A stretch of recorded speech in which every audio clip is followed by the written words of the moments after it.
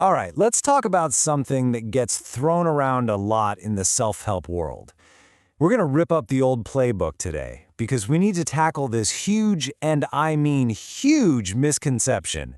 The idea that you have to feel ready before you can actually start doing the big things in your life. So let's just dive right in.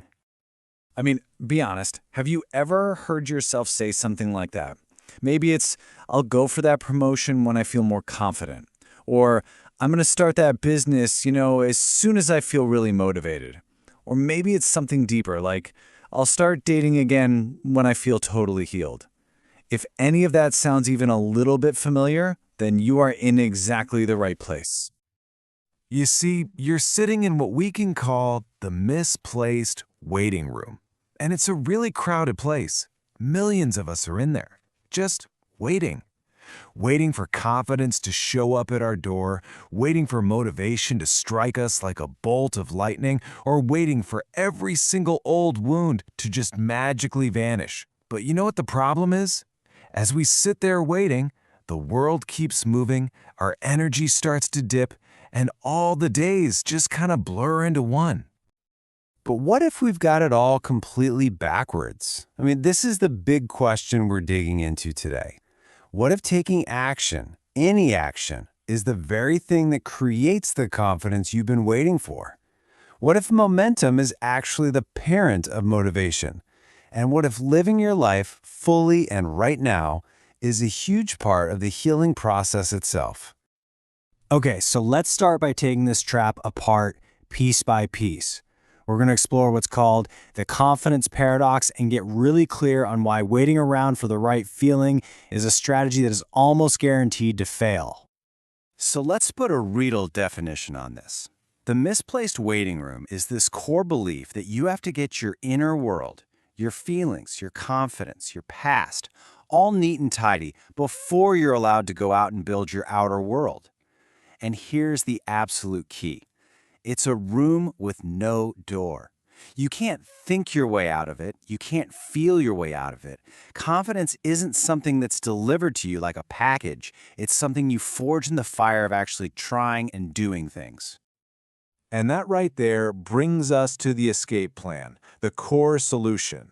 It's a fundamental shift in how you think. It's all about putting action before feeling. Now, this doesn't mean you ignore your feelings, not at all. It just means you refuse to let them be the boss of you. This quote, this is from a former special agent who became a mentor, and it is a complete game changer. When people would tell her they were just waiting to feel more confident, her response was so simple and so profound. She never said, go find your confidence. She said, do the thing. Because confidence, it's just the echo of the action. It's the byproduct. The doing has to come first. And wow, does that perfectly highlight the difference between motivation and discipline, right? Think of motivation like a fun but unreliable friend. It's great when it shows up, gets you all excited, but it disappears the second things get boring or difficult. Discipline, on the other hand, that's the system that's always there, the one you can count on. Just think about that mentor's Secret Service training. Getting up at 3 a.m. to run for miles when every single part of her body was screaming no. That wasn't motivation waking her up. That was pure discipline. And it was that discipline that, over time, actually built her unstoppable motivation and confidence. So, if we can't just count on willpower or wait for motivation to show up, what can we count on? Well, this part is all about the practical stuff, the tools. We're shifting from just the mindset to the actual methods. How to design your life, your environment, so that taking action is the easy choice, not a daily battle. Just look at this toolkit here. Every single one of these things is designed to take the pressure off your unpredictable emotions and put it onto a reliable external system. Rituals make good behavior automatic. Templates and checklists, they just lower the energy it takes to start. An accountability partner, well, that adds a little social pressure, which works. Time blocks force you to just get it done in a short window, and external cues, like an alarm or a note, they prompt you to act without you needing to feel like it. You're basically outsourcing the hard part, the getting started part, to your system. So, how do we put this into practice, like right now? It's a pretty simple 4-step process. First, you've got to know what you want to do. Get clear on the intention. Second, and this is so important, you have to see and acknowledge that gap between thinking about doing something and actually doing it. That's the canyon of hesitation, and it's where most of our goals go to die. Third, you have to cross that canyon right away with one tiny, imperfect step. Don't worry about doing it perfectly, just aim for motion. Seriously, do it badly if you have to, but just do something. That tiny action is what breaks the inertia, and from there, momentum begins to build. Now, of course, this all sounds great in theory, but we all know the reality is a little messier, right? Any goal that's actually worth pursuing is going to involve some pain, some discomfort, some resistance. So this next part is all about embracing that struggle, not seeing it as a sign you're failing, but as a necessary, even valuable part of the whole journey. This might be one of the single most important mindset shifts you can ever make. We're all taught to be terrified of failure, to see it as the end of the road. But think about anyone you truly admire for their resilience. Their story is filled with failures. Failure isn't a dead end. It's just data. It's the raw material you use to build success. So what does real resilience actually look like? This metaphor is just perfect. We often think resilience means being like a mighty oak tree. Strong, unmoving, rigid. But what happens to an oak in a hurricane? That very rigidity is what causes it to snap in half. True resilience is much more like bamboo. It's flexible. It bends with the wind, it adapts to the pressure, and when the storm finally passes, it bounces right back.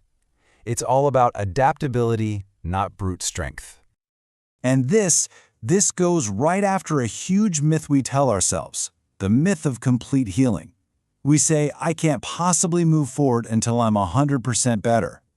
But healing is almost never a final destination. It's a process, something we do our whole lives.